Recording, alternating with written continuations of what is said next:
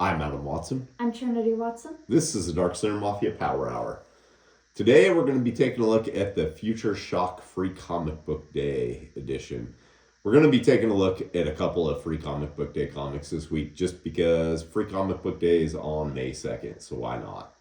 But before we get into that, did you know that we post videos every single day at 9 a.m. Pacific time? No, I didn't. Tell me more. Subscribe. Find out. Sometimes we do look-throughs of comics like we're doing today. Other times we might show previews of books that are being distributed through Comics Mainstream. And once in a while we show off things we're publishing as Dark Center Comics. All right, let's take a look through this. So, what do you think of the cover right off the bat? I don't like it. I don't either. I'm not a fan of like the weird bubble effect things if it's just going to be scattered all over. Yeah, this could have been laid out a lot better. Yeah. And I also don't know what they mean by Future Shock exactly. I'm also uncertain. I'm guessing I also didn't read this. I should just state that. But I'm guessing this is just stuff that's coming up in future issues. So it's just an advanced preview book, which I think is perfectly fine to do with a Free Comic Book Day edition, honestly. Right. So first up, we have Fear Agent by Rick Remender and Jerome Opina. Then Godland by Joe Casey, Tom Scioli, and Richard Starkings of Comicraft. Invincible by Robert Kirkman, Ryan Ottley, and Bill Crabtree. Noble Causes by Jay Farber and John Bosco. Savage Dragon by Eric Larson. Shadowhawk by Jim Valentino. This is the first time I'm looking at the credits. I read the whole thing and didn't look at the credits. I gotta be honest, I'm a little bit surprised that Shadowhawk's by Valentino. I thought he was having somebody else write it. Yeah? Yeah. Spawn by David Hine and Philip Tan. That's interesting. Oh. It's got to be the first time I've ever seen Spawn without McFarlane attaching his name to it, even if he didn't have anything to do with it. Yeah. Witchblade by Ron Mars, Adriana Mello, and Sonia Oback. So, have you ever read any of these? I have read Besides Spawn, obviously. Spawn. And Images of Shadowhawk. You were here for the Images of Shadowhawk, right? Yeah, I've read some of that one. So you've never read Witchblade? No, I have a Compendium of Darkness, but I haven't actually read anything else from that kind of set. So I've read at least one thing from all of these except for Fear Agent. Fear Agent, I was familiar with it in terms of seeing it at the store and things like that, but I've never actually read it. So it starts off with, I don't know what his name is. I'm just going to call him Fear Agent. Fear Agent talking to some big brain thing. It's kind of cool looking. It's well designed. Yeah, giant cloud with some eyeballs. Yeah. He's from the future, and he's trying to explain to it that if it doesn't help them fight in the revolution, then it's going to die. So, Fear Agent is apparently from the future, and he's, gone back and is helping the resistance, and they're trying to talk to this alien thing because, a different set of aliens or whatever are taking over. Yeah. And make this alien guy evil and everything. And it's siphoning all of this information from his head. I like his face in that one. Yeah, it's well drawn. Yeah.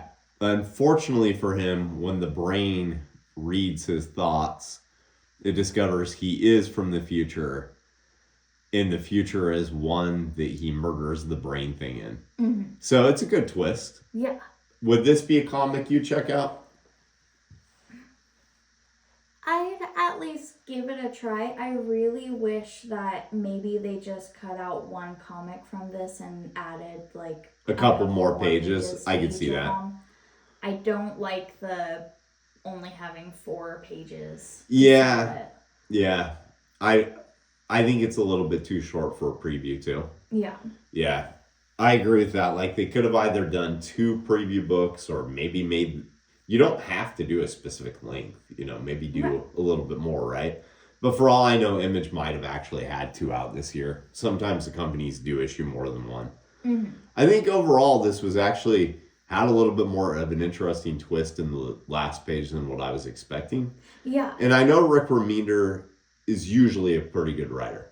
Mm-hmm. There are things of his I've read that I don't like, but I've liked more than I haven't. Mm-hmm. So I'd probably give this one a try, but it is a little bit more sci-fi-y than I think that I'll probably enjoy. Right. But I might like give it a try. The art style enough where if I see on a 50-cent bin or something, Mm-hmm. I'll pick it up. But yeah. And then in Godland, is it obvious who Tom Scioli is paying respects to with this art style? Jack Kirby. Oh. This is clearly inspired by the cosmic Jack Kirby stuff. Yeah. Yeah. I don't know what the hell this thing is exactly.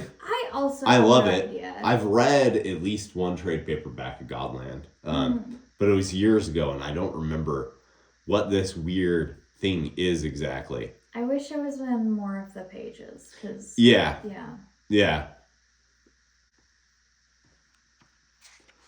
But I don't know, battle cat looking thing is trying to warn this guy as he's battling some dark version. I don't know. I don't think it's of himself. I'm not sure what it is exactly. Yeah. But the battle cat thing just blasts that guy with his laser beams, which is pretty cool because I didn't remember that he had them. And then he realizes that his sister is aboard a vessel. And as she thinks she's dying, she thinks about the first time that she lost her virginity in the prep school laundry room, and his name was Todd. Like, you gotta love how just overly horny all comic creators are. Mm-hmm. They have a woman appear in this, and they're like, what can we have her say that would be, like her first memory?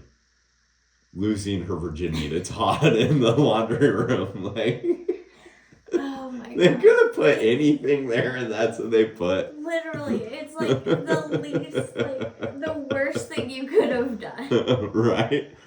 But it is funny. It is. And it's super well drawn, the void that she's going towards. So, Godland, is there something that you would pick up based off this preview? The art style, yes. I'm not sure about the writing itself. Pick it up for the art style alone and you won't be disappointed. Okay. It has this crazy, like, Kirby-esque New Gods type feel going through the whole thing. Tom Scioli does it very, very well. Okay. I would say if you pick it up for no other reason than just the artwork, you're not going to be disappointed. Right. But the writing actually is solid in it. Oh, okay. And then in Invincible, we get a scene that straight up happens in the cartoon. I haven't seen the cartoon except for the Adam Eve special. Oh, okay. You're missing out. It's actually a good cartoon. Is it? Mm-hmm. Yeah, I think you'd enjoy it. Okay. I'm not a fan of Robert Kirkman's writing from other series I've read of him. I don't like The Walking Dead. Yeah. But Invincible is actually really good. Okay. Yeah. I've never been a fan of The Walking Dead. But Invincible, I would actually heavily recommend picking that comic up. It's good. All right. What's happened before this is Alan the Alien has been beaten half to death by Omni-Man's people, the Viltrumites. And he's been in like a stasis healing the entire time. Mm-hmm. And when he wakes up, he discovers he got jacked. Like way jacked. The nurse robot goes and gets the great Thaddeus, who comes in and sees that Alan is just like a total beefcake now. Mm-hmm. And apparently there's something about his unique physiology that's made him grow stronger while he was healing. And he might now be at the same level as a Viltrumite, might even be more powerful than them with training. Alan wants to know how he knows that, though, because there is no record of how strong Viltrumites are. It's not something that's actually recorded. Mm-hmm. When the great Thaddeus rips his beard off, revealing himself to be a Viltrumite, all along, because for some reason they all have mustaches, and I don't know why. Yeah, I was gonna ask, can Viltrumites only grow mustaches? No, can see, they not grow a beard? this is what they didn't do as well in the comic as what they did in the cartoon. Unless I'm wrong about him actually having the beard for real in the comic, but I think he does. He's ripping it off. It's something Viltrumites can do, where they can just rip off all their beard hair and leave their mustache intact. At least it is in the cartoon. I think I've read this far in the comics, though, and I think that I'm pretty sure that they can do that in the comics, too. So they just... There are always minor have a differences mustache. between the cartoon and comic, though, so Right. I could be wrong. It could just be a wig thing, but no, I'm pretty positive.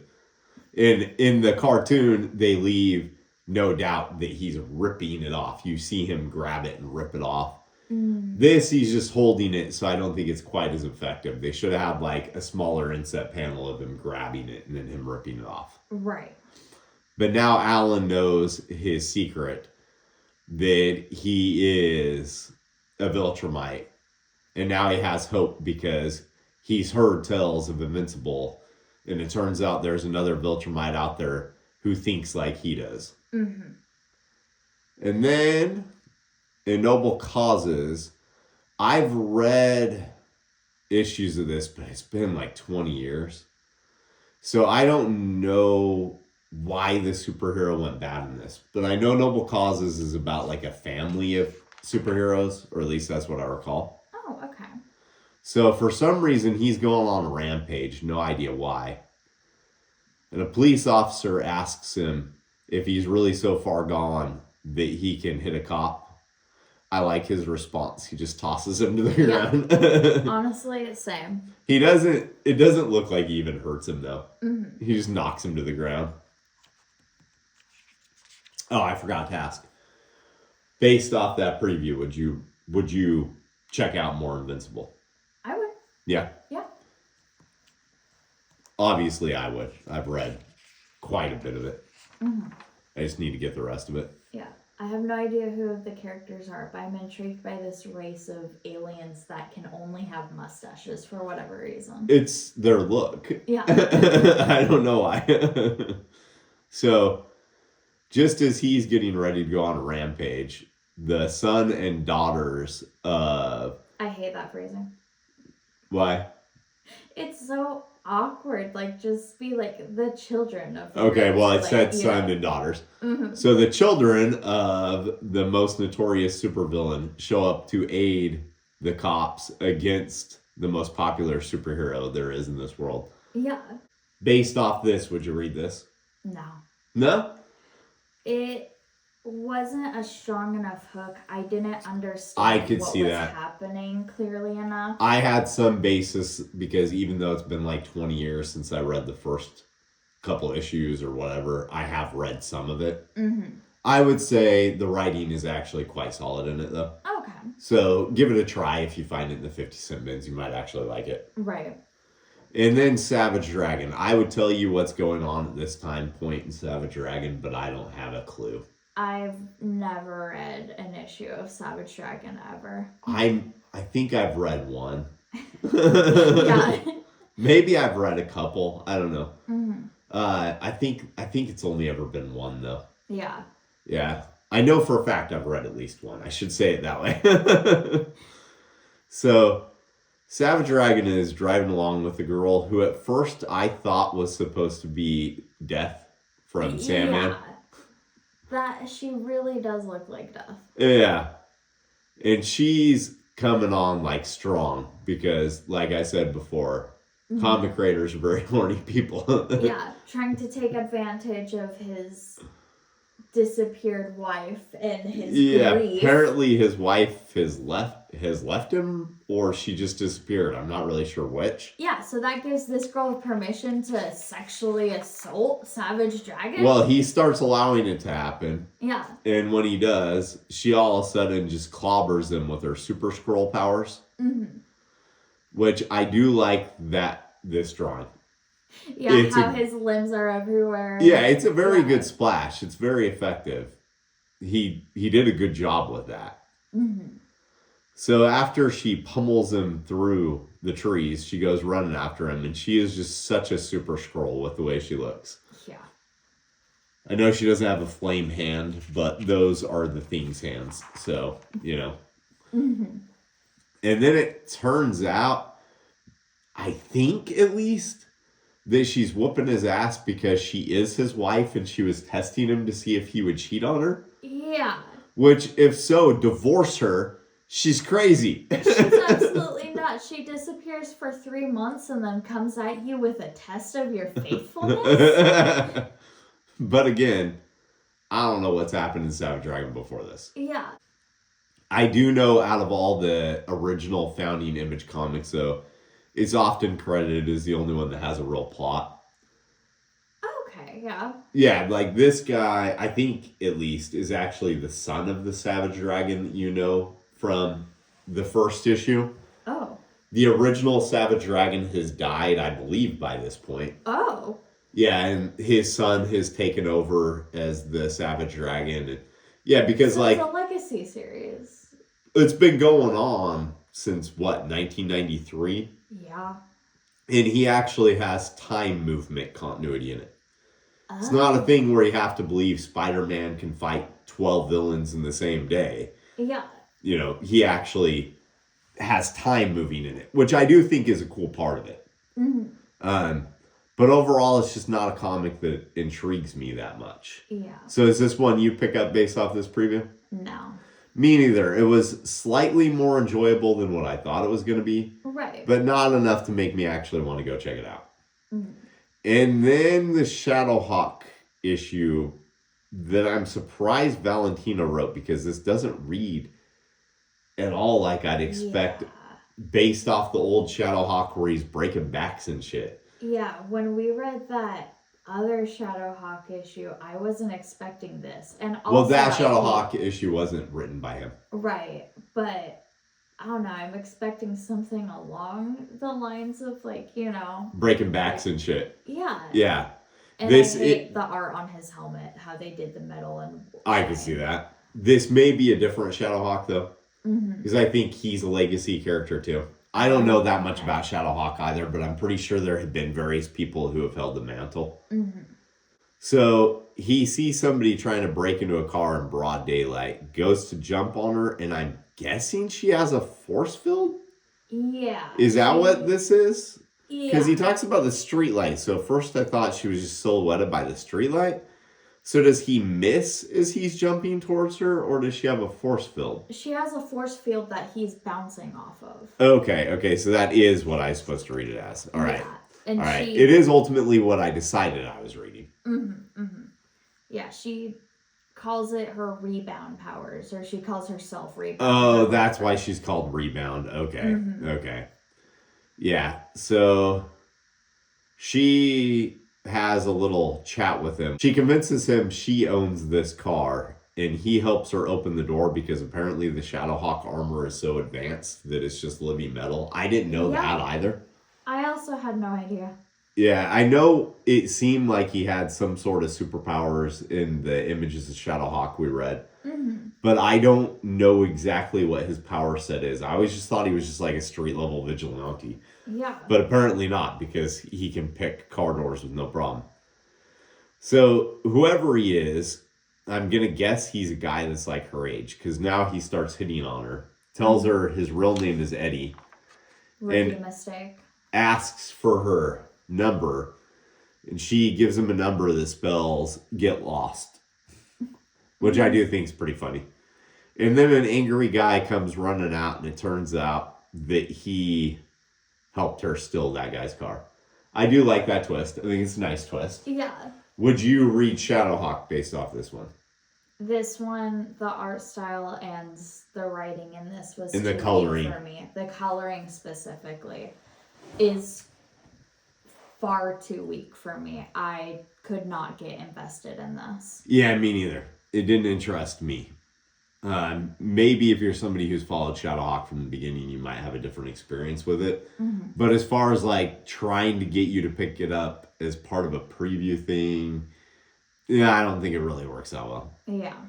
And then a Spawn story because, we can't go 3 weeks without doing a Spawn thing on the channel, right? Yeah, we're cursed. So in this, I don't know where it's at in the continuity wise. But Spawn is appearing to Cyan, and she tells him that Granny told her that Armageddon is coming and that Spawn is an angel. There's some things here I like. I think it's overly rendered and overly colored comparatively with other things in certain parts. Like, this is so rendered that it kind of makes it stand out in a bad way amongst everything else. Yeah. But I do like that Cyan looks like a kid. I wish I could figure out how old of a kid she is, because she talks like she's older, but she's got a binky on a rope in her hand.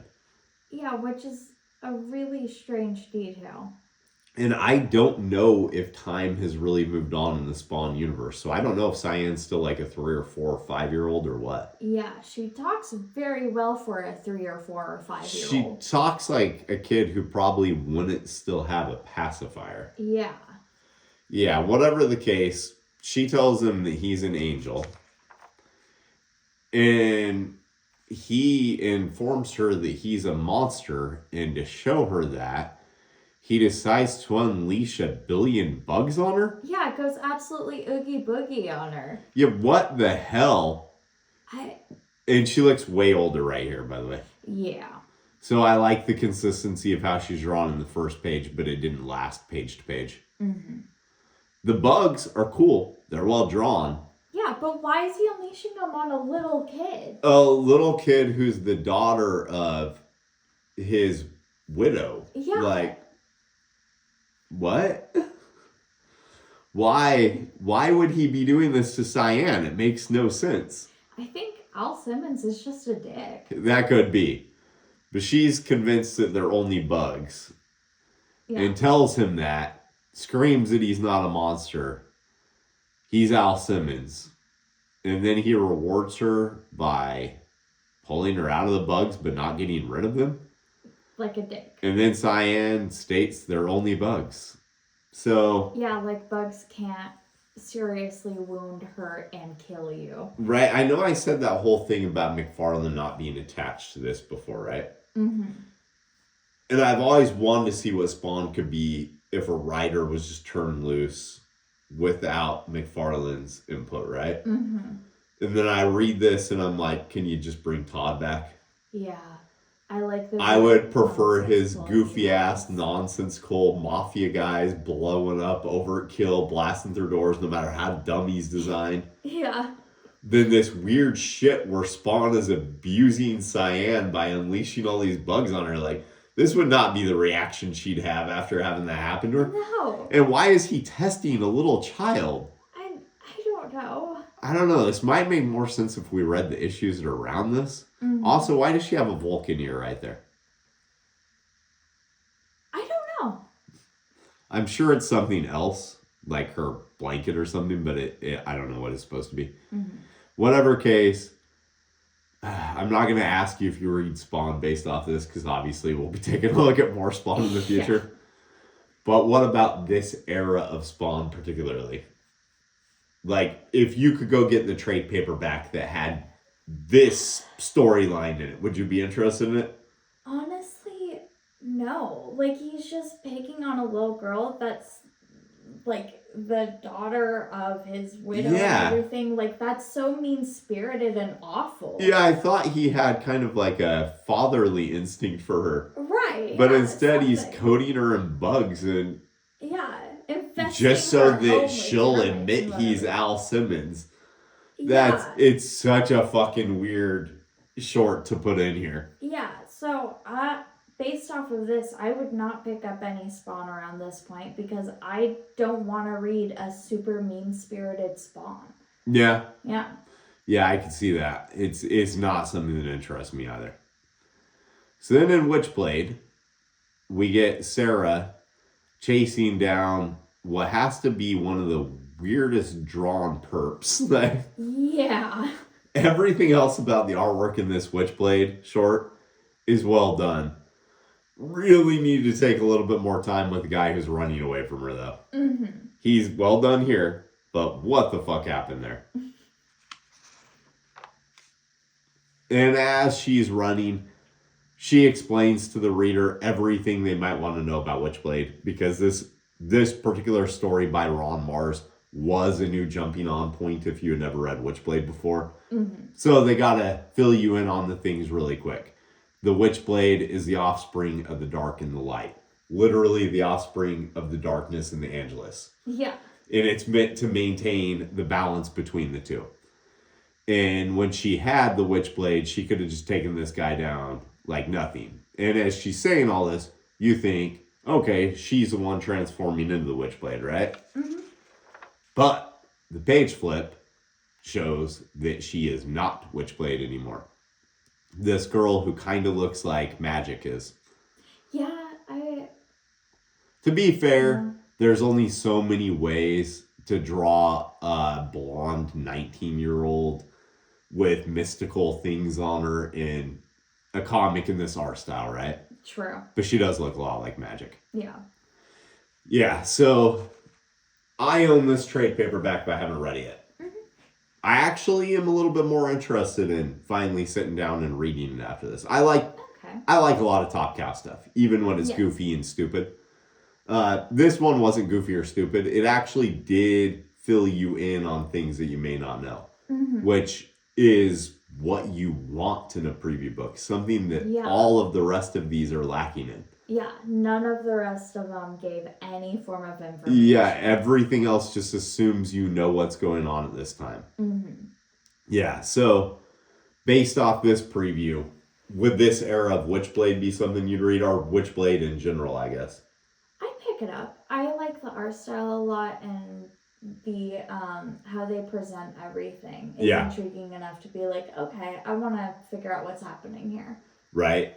Even when the artists have their own styles, there's definitely something that comes close to a house style.